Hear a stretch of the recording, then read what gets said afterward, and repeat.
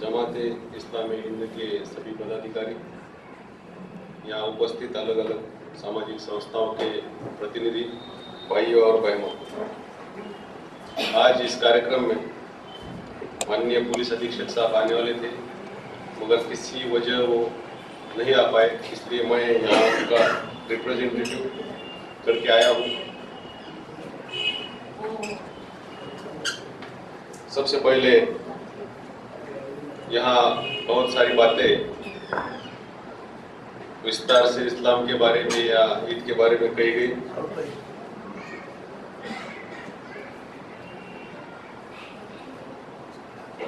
अपने देश में भी जो कॉन्स्टिट्यूशन है उसमें भी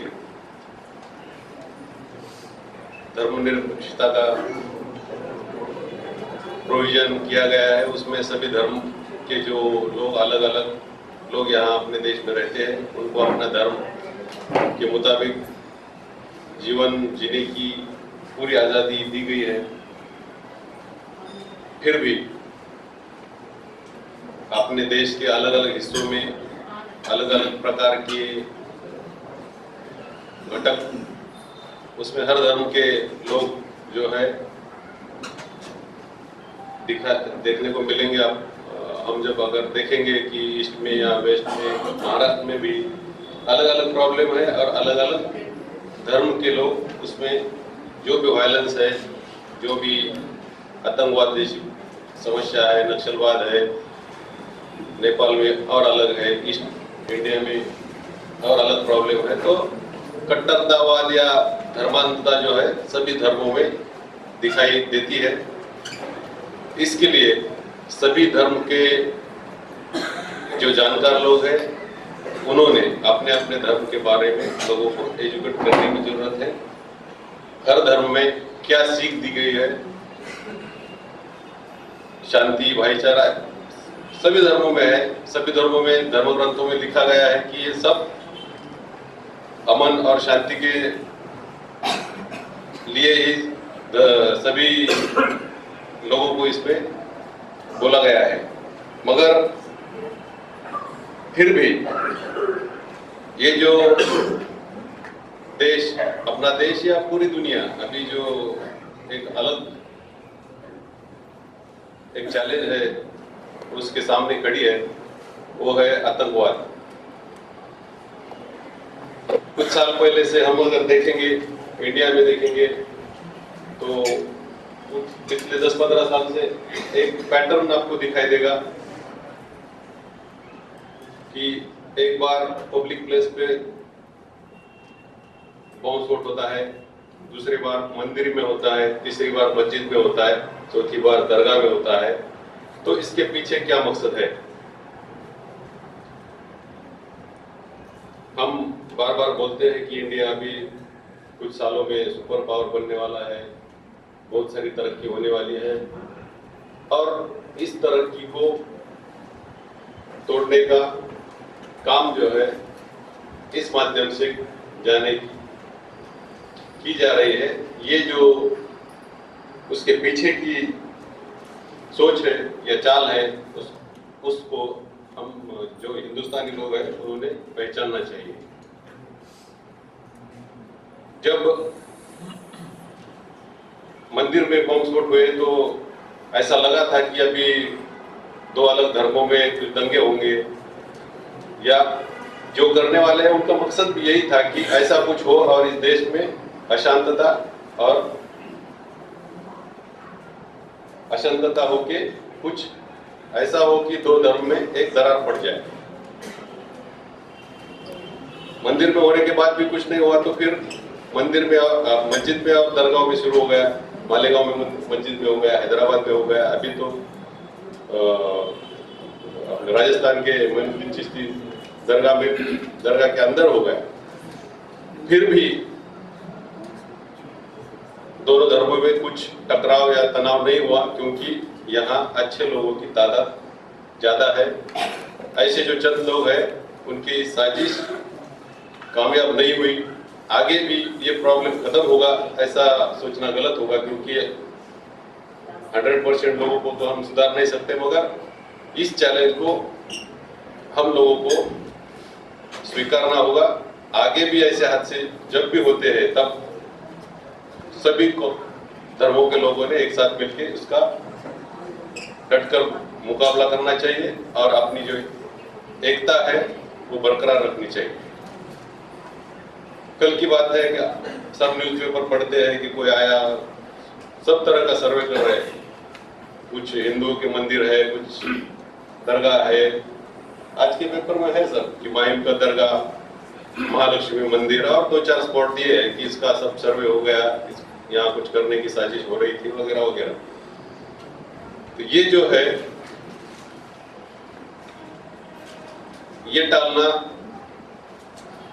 सिर्फ जो सिक्योरिटी एजेंसी है वो कितना भी काम करेगी तो वो नहीं होगा, क्योंकि पहले यहाँ बोला गया है कि अभी पहले की कुछ साल 50 साल पहले की जो सिचुएशन थी और बाद में अभी जो एक ग्लोबल विलेज बोलते हैं, अभी कोई बॉर्डर नहीं, कोई कुछ नहीं, ट्रांसपोर्टेशन बढ़ गया, टेक्नोलॉजी बढ़ गई, सब बढ़ गया, तो इजीली सब लोग मूवमेंट करते हैं और एक दूसरे से दूसरे देश में एकदम आसानी से और बहुत ही कम समय में जाते हैं। तो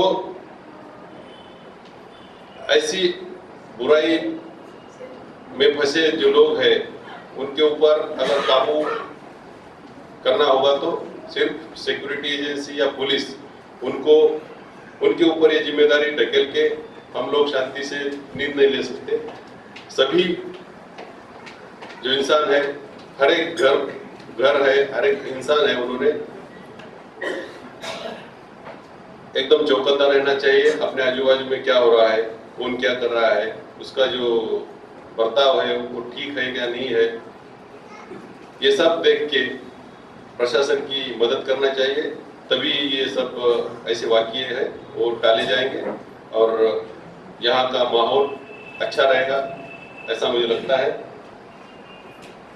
इस मौके पर मैं ईद की सबको मुबारकबाद देता हूँ, आने वाली दिवाली की भी मुबारकबाद देता हूँ और मुझे यहाँ बुला के मेरा जो सत्कार किया उसके लिए मैं ऑर्गेनाइजर्स का भी आभारी हूँ। धन्यवाद।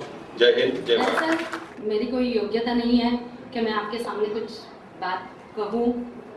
आपसे मैं उम्र में छोटी हूँ, ज्ञान से भी छोटी हूँ, पर मुझे एक बात कहे बिना यहाँ से जाने का मन नहीं कर रहा है, इसलिए मैं यहाँ पे आपसे आज्ञा लेके बात कर रही हूँ कि मुझे लग रहा है कि धार्मिक और आध्यात्मिक यह दो बात अलग अलग है।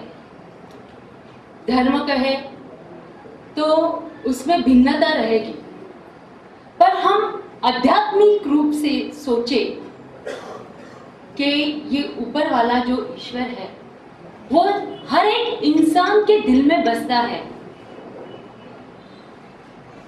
हर इंसान जो सामने आता है उसमें ईश्वरी अंश ही है।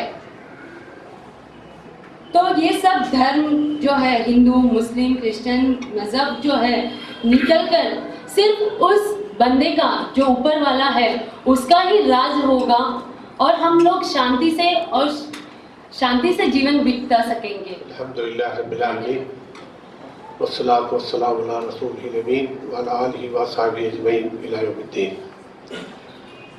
मेरा गला ख़राब है, आवाज़ बैठी हुई है, ये मैं माजरत चाहूँगा अगर अल्फाज में कुछ वाज़ेह ना हो। स्टेज पर बैठे हुए तमाम मेहमानान, ज़िम्मेदारान जमात, सामीन, अस्सलामु अलैकुम व रहमतुल्लाहि व बरकातुहू।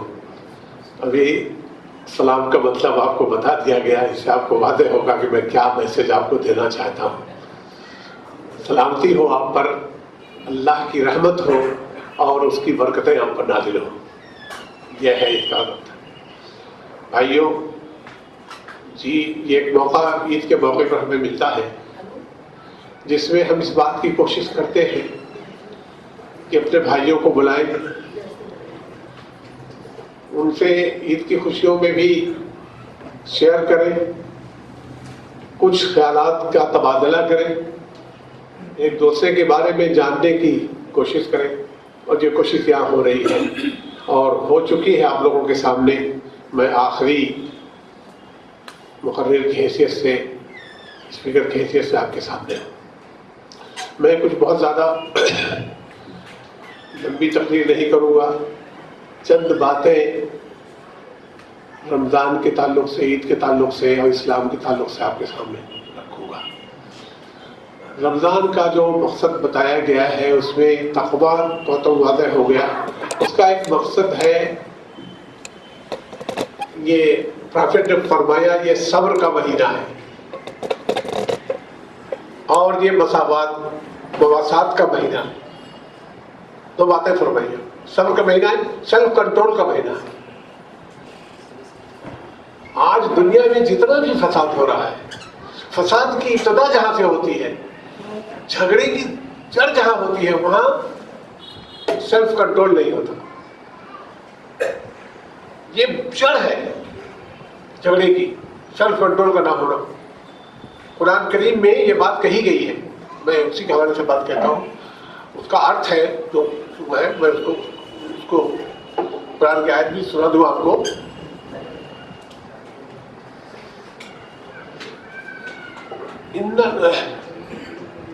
کان الناس امۃ واحدہ، سارے لوگ ایک جماعت کے لوگ، سارے انسان ایک جماعت کے، یہ اسلام ہے. پھر ان میں ڈفرینسز پیدا ہوئے. جب ڈفرینسز پیدا ہوئے تو پرافٹ بھیجے گئے. جیسے آپ نے بتایا کہ آدم علیہ السلام پہلے پرافٹ تھے. آدم علیہ السلام کی جو سنتان تھی، جب ان میں اسلام کے چھوڑ کر کے کچھ لوگوں نے، ان کے اندر صبر نہیں رہا، سیلف کنٹرول نہیں رہا، ایشور کی آگیا پالن نہیں کرنے لگے، کچھ لوگ اس سے باغی ہو گئے، تو ڈفرینسز ہوئے. تو اللہ تعالیٰ نے، ایشور نے پرافٹ بھیجے. فَوَاسَلْ لَهُمْ نَبِيِّينَ مُبَشِّرِينَ وَمُنذِرِينَ، تو اللہ تعالیٰ نے ان میں نبی بھیجے، دودت بھیجے، جو ان کو ان کی غلطیوں پر خبردار کرتے تھے اور ان کی اچھائیوں پر ان کو اور دلاسا دیتے تھے اور ان کو اکھارتے تھے.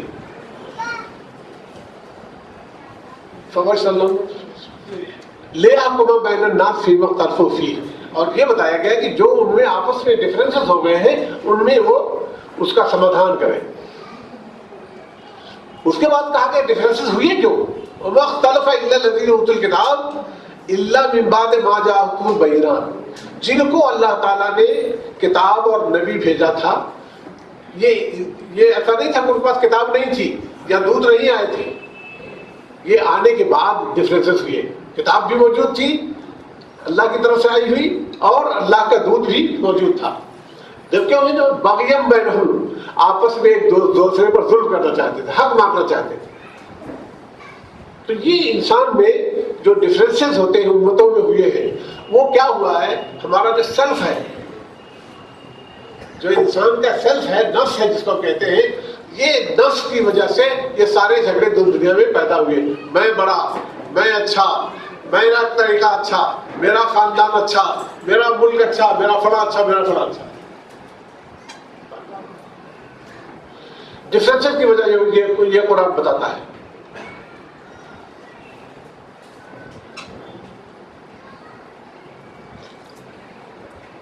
رمضان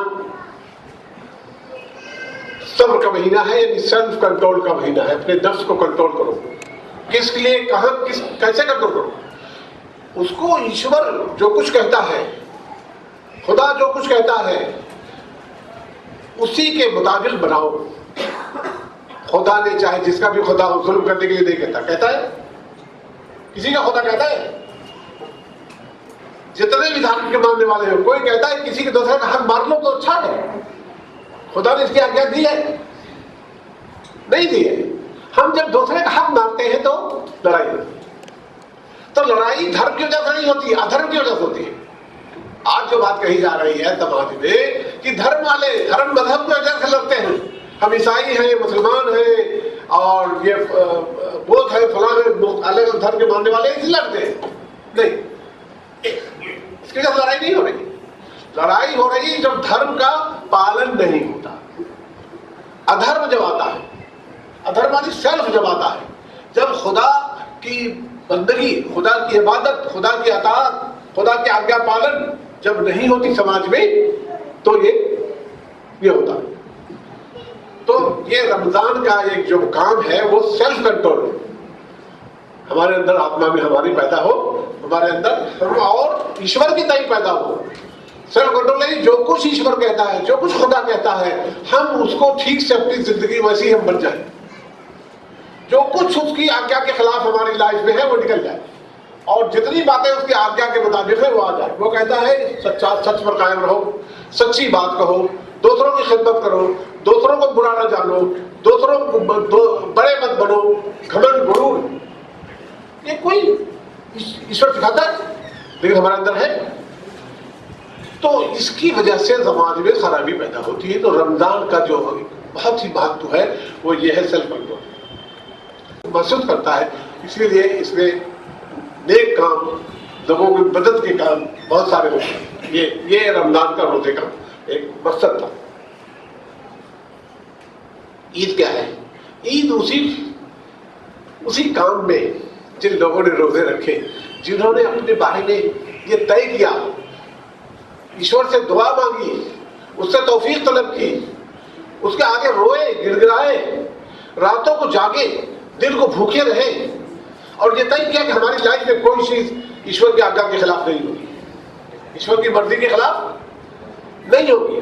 ایشور جو راستے میں چلتا اسی پر ہم چلیں گے. ان کی خوشی کا اظہار ہے. کیوں آئی؟ تاکہ ایشور نے ان کے لیے موقع فراہم کرتا ہے ہر سال پیوریفائی ہونے کے لیے. یہ سال میں ایک بار آتا ہے یہ موقع، تاکہ ان کو موقع دیا جاتا ہے کہ وہ اپنے پچھلے کرم پر، پچھلے کاموں پر، پچھلا جو ان کا عمل رہا ہے اس کو دیکھیں، جانچیں اور اس کو پرکھیں، اور اس میں کوئی چیز خرابی ہے تو اس کو ترک کرنے کا فیصلہ کریں، اور اچھائی نہیں ہے تو اچھائی لانے کا فیصلہ کریں. اس کے لیے جو ایشور نے ان کو 1 مہینہ تک اس عبادت کو انجام دینے کا وہ دیا، اس کی کامیابی پر اس کا شکر ادا کرنا. تکبروا اللہ علی ما ہداکم ولعلکم تشکرون، تاکہ تم اللہ کی اس ہدایت پر، اللہ کی اس نعمت پر جو اس سے تم کو ایک موقع دیا اپنے آپ کو پیوریفائی کرنے کا، اپنے سیلف کنٹرول کا، تو تم اس کی بڑائی بیان کرو. اللہ اکبر، اللہ بڑا ہے، اس کے ساتھ کوئی بڑا نہیں ہے، سب چھوٹے ہیں، سب بندے ہیں. تو یہ اس کا مظہر تھا جو روزے اور عید کا. اب میں آتا ہوں تھوڑا سا اسلام کے تعلق سے. ابھی یہاں پر بڑی باتیں ہوئی، ہمارے کسی ساتھی نے صاحب نے کہا اسلام جو دہشت گردی کو مٹانے آیا تھا، اسلام جو قتل و غری کو مٹانا چاہتا ہے، آج اسی کے کھاتے میں دہشت گردی لکھی ہوئی ہے. یہ عجیب بات ہے. ہم اپنے بھائیوں کو جو یہاں موجود ہیں، آئے ہیں، ہندو بھائی، کرسچن بھائی اور دوسرے جو بھی لوگ ہیں موجود یہاں، میں ان کو بتانا چاہتا ہوں اسلام کے جیسے بتایا ہمارا ساتھی پیس ہے. اسلام دہشت گردی، ظلم، اتیاچار کی کسی شکل، ہر شکل کو مٹانے کے لیے آیا. اور اسلام صرف محمد صلی اللہ علیہ وسلم نہیں لائے جیسا کہ ہمارے ساتھی نے بتایا، یہ مانوتا کا دھرم اسلام ہے. پہلے آدم علیہ السلام جو تھے، پہلے پیغمبر بھی تھے اور پہلے منش بھی تھے. پہلے دودھ بھی تھے، پہلے منش بھی تھے. اور اس کے بعد جب پھر ان کی سنتان بگڑی تو پھر دودھ آئے، اللہ کی طرف پیغمبر آئے جو ان کی سنتان کو سدھارا. پھر اس کا بعد بگاڑ آیا. اسی طرح سے حضرت محمد تک یہ سلسلہ چلتا رہا. تو اسلام کسی مسلمانوں کے دھرم کا نام نہیں ہے. اسلام انسانوں کے لیے جو دھرم آیا ہے اس دنیا میں، اس کے ایشور، چاہے اس کا نام ایشور لے جائے، اللہ لے جائے، گاڈ لے جائے، جو بھی نام ہم لوگ کا رکھ لیں، اس کی طرف سے جو مارگ درشن آیا ہے اس کا نام اسلام ہے. یہ بات ہم کو سمجھنا چاہیے، بہت بنیادی بات ہے. یہ مارگ درشن جو ہے مسلمانوں کا نہیں ہے، انسانوں کے لیے ہے.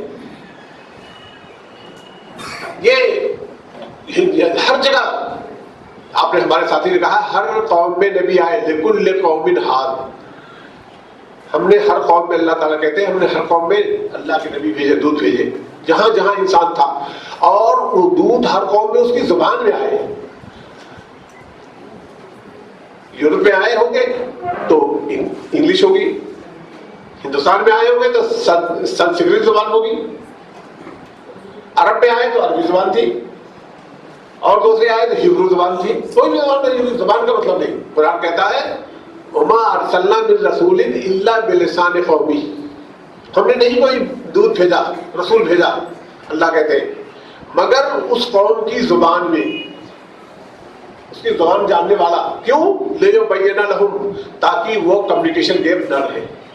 جب زبان میں نہیں آئے، یہاں مراٹھی جاننے والا دودھ یہاں نہیں آئے ہدایت کے لیے، میں مراٹھی جاننے والوں میں مراٹھی میں تقریر نہیں کروں تو میری بات نہ کوئی سنے گا اور نہ سمجھے گا. تو اس لیے اللہ تعالیٰ کہتے ہیں کہ اس کی زبان میں آئے، تو ہر جگہ آئے. یہاں بھی اللہ کے دودھ آئے، یہاں ہندوستان میں بھی، جہاں جہاں انسان تھا، جہاں جہاں انسان بستا تھا، وہاں وہاں اللہ کے دودھ جو ہے انسانوں کو ایشور کی آگیا بتانے کے لیے، اس کی راہ بتانے کے لیے، سچا اس کا دھرم کیا ہے وہ بتانے کے لیے وہ ایشور ہے. ہم نام لے کے نہیں کہہ سکتے کہ رام، کرشن یا ان میں سے کون نبی تھے، نام نہیں لے سکتے، اس لیے کہ جنرل بات کہتا ہے. صرف 25 کا نام لیتا ہے قرآن. کتنے کا؟ 25 پروفٹ کا نام لیتا ہے جو بہت مشہور تھے. باقی کا وہ کہتا ہے کہ 1,24,000 آئے، ہر ملک میں آئے، ہر قوم میں آئے، ہر زبان میں آئے. ہم نام لے کے نہیں کہتے، ہم سب پر ایمان رکھتے ہیں. یہ آپ دیکھیے اسلام دھرم ہے، اسلام دھرم کے لوگ یہاں بھی جو ہندوستان میں جو دودھ آئے ہوں گے، ہم ان کو دودھ سمجھتے ہیں، ان کا آدر کرتے ہیں، ان کا احترام کرتے ہیں، اور ان کو اللہ کا دودھ مانتے ہیں. نہیں مانیں گے تو مسلمان نہیں رہیں گے، لیکن نام نہیں لیں گے. بات ہوگی اس لیے کہ نام ہمارے یہاں پر ہمارا پاس جو قرآن آیا ہے اس میں نام نہیں لیا ہے، اس لیے ہم نام لے کے نہیں کہ فلاں تھے، رام تھے کہ کرشن تھے، یا فلاں تھے کہ فلاں تھے. جن کا نام لیا ان کا نام لے کہیں گے. عیسیٰ علیہ السلام، موسیٰ علیہ السلام، داؤد علیہ السلام، سلیمان علیہ السلام، یہ سب اتنے ہی آدر کرتے ہیں جتنا ہم پرافٹ محمد کا آدر کرتے ہیں، جن 25 کا نام لیا گیا ہے. ان میں سے ہم کسی میں کوئی ذرہ برابر فرق کریں گے آدر میں، اس کی عزت میں، اس کے پرافٹ ہونے میں، تو ہم مسلمان نہیں رہیں گے. لیکن جو اتنا لبرل دین ہو، سارے پرافٹ، سارے دنیا کے جو پرافٹ 25 کا نام لکھا لیا گیا ہے، جن کا نام نہیں لیا گیا ہے، جو سب پر ایمان لانے کے لیے کہتا ہوں، اور ایمان میں کوئی کمی ہو تو وہ کہتا ہے تمہارے اسلام میں کمی ہے. ایسا شخص، ایسا مسلمان کیا دوسروں سے نفرت کر سکتا ہے؟ کر سکتا ہے؟ جس کے پرافٹ کی تعلیم یہ ہو، الناس بنو آدم، انسان آدم کی اولاد ہے، فہم اخوۃ لأب و ام، تو وہ ایک ماں باپ کے سنتان ہونے کے ناطے آپس میں بھائی بھائی ہیں. سارے انسان کو جو بھائی بھائی کہتا، ماں باپ کی ایک ہونے کے ناطے. اس کی بھی اور آپ نے سنا،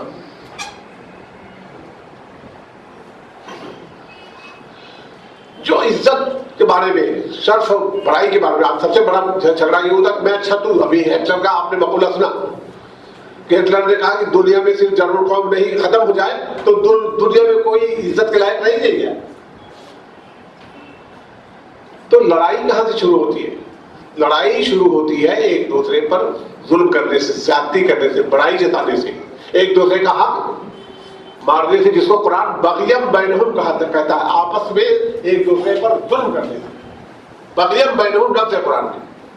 یہ لڑائی کی اصل وجہ ہے، اور لڑائی کی اصل وجہ ہمارا نفس ہے.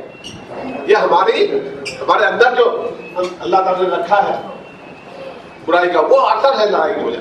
اس کی وجہ قرآن بتاتا ہے. تو اب آپ دیکھیں تو لڑائی جو ہے دھرم کی وجہ سے نہیں ہوتی، لڑائی سیلف کی وجہ سے ہوتی ہے، جس کو دھرم کنٹرول کرنے کے لیے آیا ہے. آج نام دھرم کا استعمال کیا جاتا ہے، مسلمان بھی کرتے ہیں، ہندو بھی کرتے ہیں، عیسائی بھی کرتے ہیں، سب کرتے ہیں.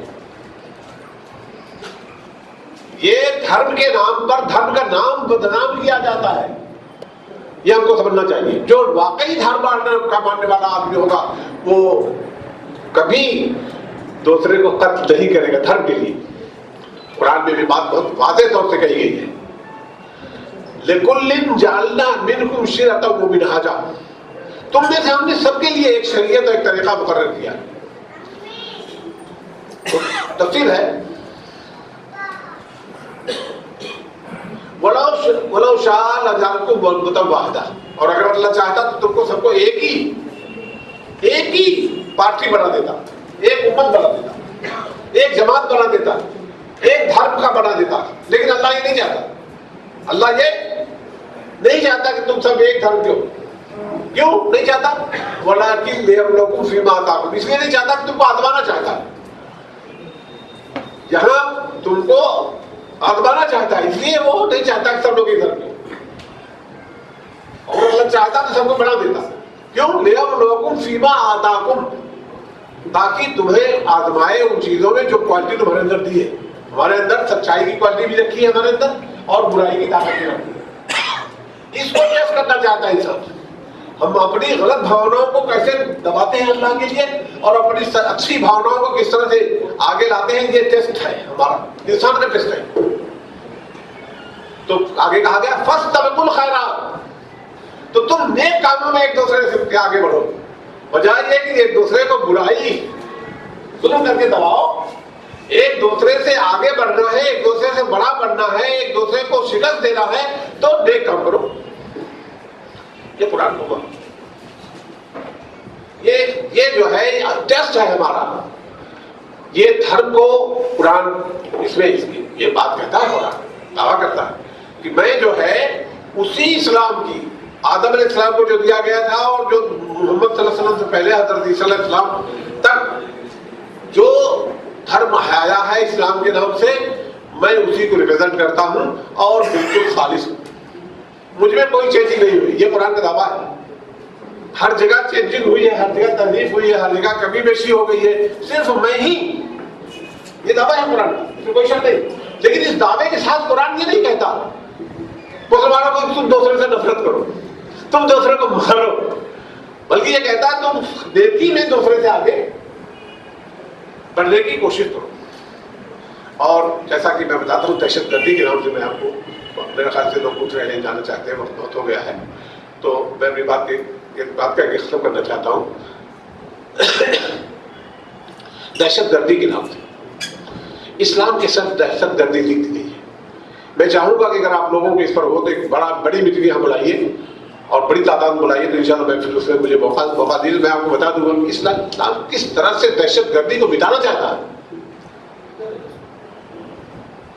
آج جو اسلام کے کھاتے میں دہشت گردی لکھ دی گئی ہے اور باقاعدہ ہر اس کا جرم اسلام کے نام ڈال دیا گیا ہے، دہشت گردی کو مٹانے کے لیے میں ایک ہی بات آپ سے کہنا چاہتا ہوں. پہلے تو انسان سب کو فائدہ ہی سکتا ہے، نیکیوں میں ہر سے یہ بات ہوئی.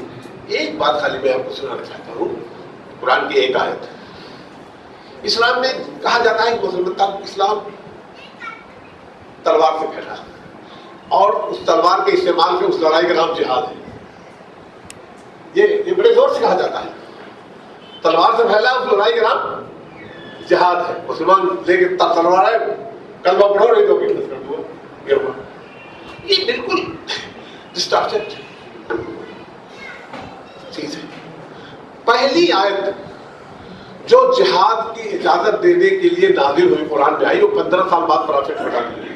جب آپ 13 سال مکے میں تھے تو آپ کو لڑائی کی اجازت دی ہی نہیں گئی تھی. صبر کرو اور اللہ سے جڑے رہو، یہ کہا گیا.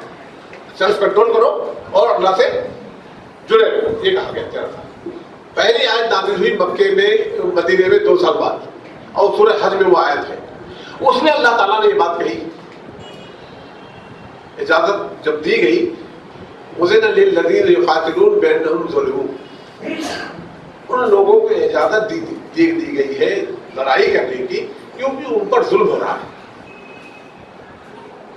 جب 13 سال مکے میں ظلم ہوا اور یہاں مدینے آئے تو مدینے میں بھی وہاں وہ ظلم کی تیاری کرتے رہے، حملے کی تیاری کرتے رہے اور سب کرتے رہے، تو اللہ تعالیٰ نے کہا کہ وَإِنَّ اللَّهَ عَلَىٰ نَصْرِهِمْ لَقَدِيرٌ، اور اللہ ان کی نصرت پر قادر ہے. الَّذِينَ يَقُولُونَ رَبُّنَا، ان کا قصور یہ تھا کہ انہوں نے اللہ کو اپنا رب کہا.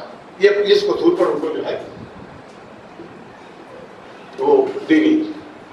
اس کے بعد اللہ تعالیٰ کہتے ہیں کہ اگر اللہ تعالیٰ ایک جتھے کو، ایک گروہ کو دوسرے گروہ سے مٹاتا نہ رہتا تو یہ گرجے، یہ یہودیوں کے عبادت خانے، یہ خانقاہیں اور یہ مسجدیں سب تباہ ہو جاتی جن میں اللہ کا نام لیا جاتا۔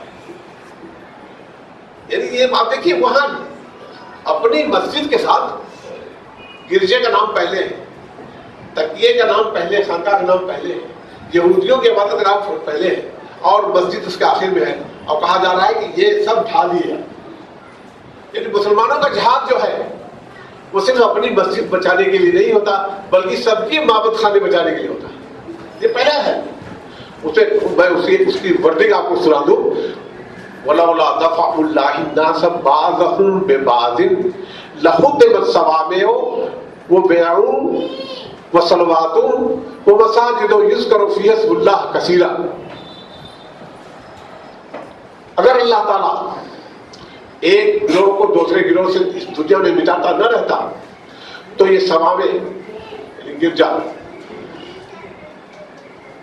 وَبِيَعٌ یہ خانقاہیں اور تکیے جن میں اللہ کی عبادت کرنے والے عبادت کرتے ہیں، اور وصلوات یہ یہودیوں کی مسجدیں، اور وہ مساجد اور مسلمانوں کی مسجدیں سب ڈھا دیے جاتے ہیں۔